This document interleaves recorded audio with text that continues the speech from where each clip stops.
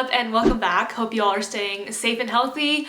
As for me, this is currently finals week, and so in a few days it will pretty much all be over. Looking back, this entire school year has been absolutely insane, starting from wildfires to the PG&E electricity shutoff to COVID-19. What is school even? With classes over and everything, I'll have more time to make videos and do creative things. Honestly, I'm kind of sad that I didn't get to experience the full year, but I feel the absolute worst for graduating seniors right now because first of all, this last semester, they're supposed to spend like just having fun with their friends, just... I'm so sorry, I realized that the intro audio cut off, so I refilmed it. I think they might be having it on Zoom, which is kind of sad. I also know that buying graduation caps right now can be such a hassle, like just dealing with the time and the shipping. Just online shopping during COVID-19 is just not a fun situation to go through. So for today's video, I'm going to be making a graduation cap from scratch, and I'm not going to be doing it on Cal this time. I'm going to be making a Zoom University graduation cap. Okay, so I tried searching up how to make a graduation cap from scratch, and I honestly did not find anything useful, so I'm gonna be making this from my own original design of trial and error, so we'll see how that goes. Alright, enough talking, let's just get right on into the video. So I'm gonna start off with the cap topper, and I'm pretty sure there's some kind of cardboard material inside to maintain this stable shape. So I'm honestly just going to be using this cardboard from a Nike box. And yes, these are really disgusting shin guards and indoor soccer shoes. Starting off, I'm going to cut off the top of the cardboard box, and then I'm gonna measure out a square minus 23 by 23 centimeters, and then just cut it all out. Alright, so I have my square piece of cardboard cut out. Looking at my old cap, I can see that the edges are folded over like this. So I'm gonna be doing that with an old t-shirt. Honestly, you can use any kind of fabric you like, so a pillowcase or even a patterned fabric, but I wanted to keep mine kind of simple. Now I'm going to stuff the cardboard square into the t-shirt and make sure to center it, and then I'm going to trace the shape of the cardboard onto the t-shirt. Now I'm just going to take the cardboard out and lay the t-shirt flat. I'm facing this way right now, so instead of seeing it as a square, I'm going to rotate it 45 degrees, so I'm seeing it like a grad cap, where it's like kind of rotated into a diamond, and then I'm going to draw a square around it. Okay, so now we have the cardboard square traced and then a larger square traced around it, and then now we're going to just fold the corners over into the middle, kind of like folding an envelope. It's kind of ugly right now, but it's fine because we're gonna hem it and then we'll have the cap ready.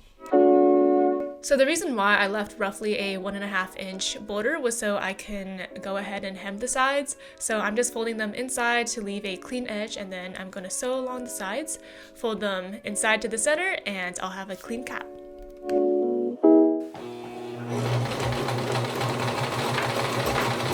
So to sew the fabric onto the cardboard, I'm first sewing the 4 corners together in the center to keep it in place, and then I'm going to sew the 4 sides together using an overhand stitch.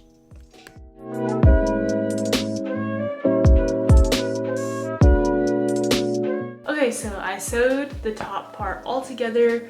So, okay, honestly here my sewing machine is acting up. I don't know what's wrong, but yeah, that happened. So I hand sewn this part together. Back looks like this. Ta-da! Alright, now we're gonna be making this part, which I honestly have no idea how to make. I honestly have no idea what I'm drawing here. I'm just testing out random shapes. So I started off with this trapezoidal shape and tried to fit it on my head, and clearly I can't really get anything out of this. So I just tried to change the pattern by making rounder cuts along the 2 sides. So it ended up with this shape, which actually worked in the end. So we have the front side, which is the head, and then we have the back of the head. And then I'm just gonna cut another piece of it from the t-shirt and then sew these 2 sides together. So I'm just gonna pin the front side of the head and the back side of the head and then just sew down the sides. So now that I sewed down the two sides, I'm gonna flip it inside out and then just try it on my head.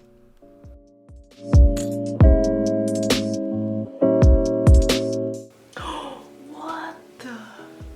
It worked! I am shook.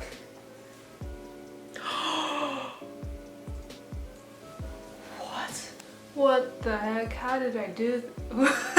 I literally just randomly cut out a shape and it worked. Okay, to clean up the edges of the bottom, I'm gonna fold it over and pin it down and just sew.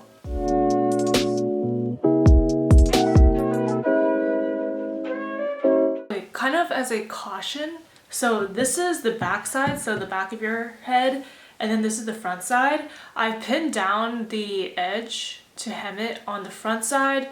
On the back there's this elastic in order to have this part fit around your head better. So what I'm gonna do is I am going to fold this over and create like a slot. So later I can fit like some kind of elastic in. So if this is the edge of the back part of the head, I'm gonna put a little bit more space and sew it at the edge. So there's a little bit of like tubing space for me to slip that elastic in. But then in the top, the front of the head, I'm just gonna, it doesn't matter, just a little bit of hem and that's all. Okay, so I hand stitched the hem on the front and now I'm gonna work on the back side. Okay, so I threaded the elastic piece through and pretty much the hem is done. I just need to try it on my head.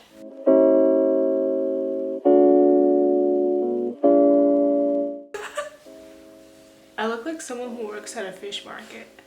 Or like, you know those people who work at sushi restaurants and they like make the sushi? And then I'm just gonna tie and adjust the elastic. Alright, now I need to find a way to attach this. So measuring out the top part of this headpiece, it's 18 centimeters multiplied by 2 is 36, which is the circumference of the circle in which I just traced it around the center of this piece.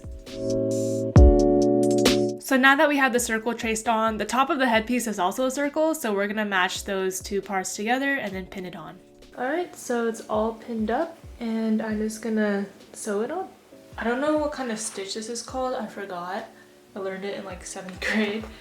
But it's the same stitch that I'm using for this one here that you see. It's just starting your needle here with the fabric, then going up.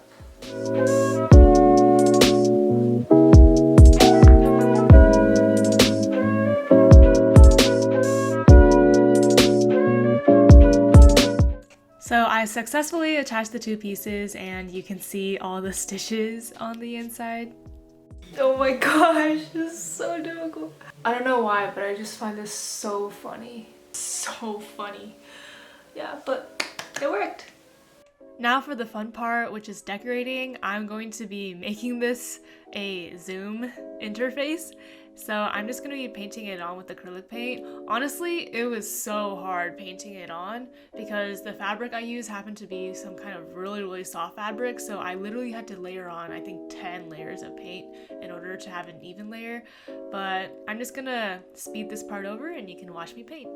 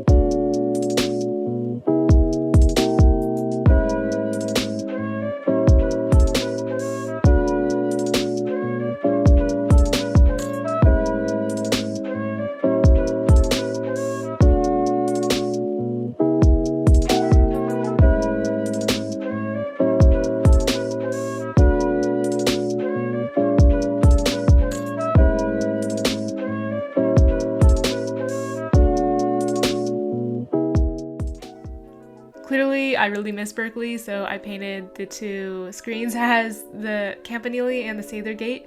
And I'm also going to paint on the really iconic icons like the participation, the share screen, etc. And of course, we have to mute that microphone.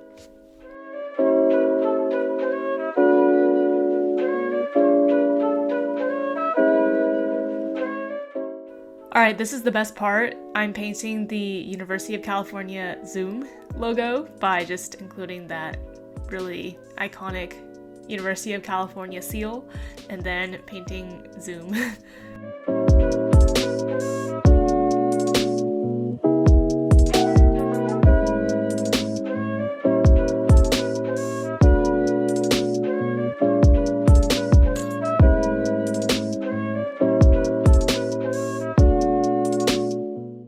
For finishing touches, I'm going to add OK Zoomer in the chat box, and this cap is all done.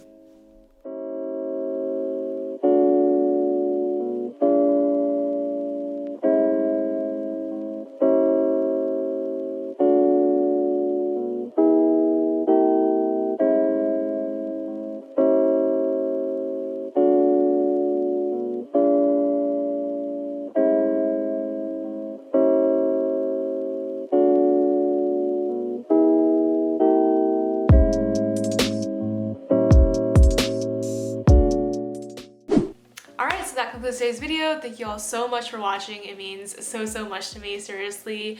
And I hope you all stay safe and healthy during these times and take care of yourselves. I'll see you all next time.